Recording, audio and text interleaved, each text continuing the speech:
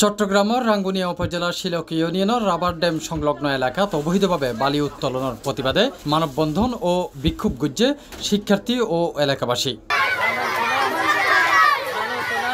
18 August সোমবার বিকেলে দক্ষিণ শিলক তৈয়বিয়া নুরিয়া ছত্তারিয়া মাদ্রাসার সামনে এই কর্মসূচি অনুষ্ঠিত হয়। এতে সভাপতিত্ব করে প্রতিষ্ঠানের ভারপ্রাপ্ত সুপার আব্দুল হালিম এবং বক্তব্য রাখে শিক্ষক, স্থানীয় গণ্যমান্য ব্যক্তি সহ শিক্ষার্থীরা। এখন প্রশাসনের কাছে আবেদন জানাই দি এই নদীর সম্পূর্ণ জায়গা এই দেয়া কিনা আরো আরে দেয়া কিনি মানে 338 শতক জায়গা সম্পূর্ণ ভাঙি বিলীন করে ফেলে তোরা জমি বই দিবে আরে তারা ডেজার মেশিন দি সম্পূর্ণ জমি নিয়ে ফুরি ফুরি নিয়ে এখন মানে সম্পাদিক আনির ফটো ফটো তোলায় ওনারা কাছে আবেদন নাম দিদি যা তিন রক্ষ শিলক রাবার ড্রাম অবৈধভাবে বালু উত্তোলন করার কারণে আজকের এই মানববন্ধন। শিলক রাবার ড্রামের পাশে অবৈধভাবে বালু উত্তোলন করার কারণে আজকে আমাদের মাদ্রাসা ঝুঁকির মধ্যে রয়েছে।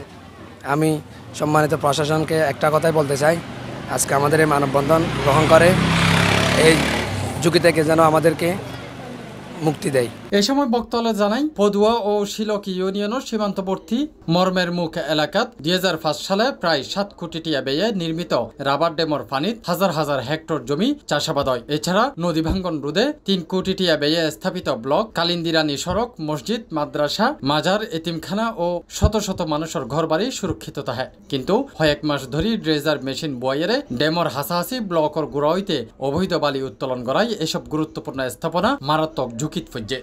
দক্ষিণ শিলক তৈয়বিয়া নুরিয়া ছত্তারিয়া দাখিল মাদ্রাসার পক্ষ থেকে আমরা প্রশাসনের প্রতি দৃষ্টি আকর্ষণ করে আজকে মানববন্ধন। এখানে অবৈধভাবে বালু উত্তোলনের কারণে আমাদের মাদ্রাসা এবং হেফজখানা, মসজিদ, বিভিন্ন প্রতিষ্ঠান এবং বাড়িঘর অতি শীঘ্রই ধ্বংস হয়ে যাবে। এই বেপরোয়া বালু উত্তোলনের কারণে বর্তমানে অত্র এলাকায় আমরা দেখতে পাচ্ছি শত শত ঘরবাড়ি অলরেডি শীতকালীন মধ্যে তলিয়ে গেছে। এই প্রকোপ আমরা দেখতে পাচ্ছি এখন এই বাঙ্গন ভেঙেই অলরেডি অনেকের বিড়া মাটি চলে গেছে এবং আমরা দেখতে পাচ্ছি এই কালের আশেপাশে অনেকগুলা সরকার কর্তৃক বহুল ব্যয়কৃত তৈরিকৃত মহাসড়ক, এই সড়কগুলো অলরেডি নদী এই শিলককালের মধ্যে বিলীন হয়ে যাচ্ছে।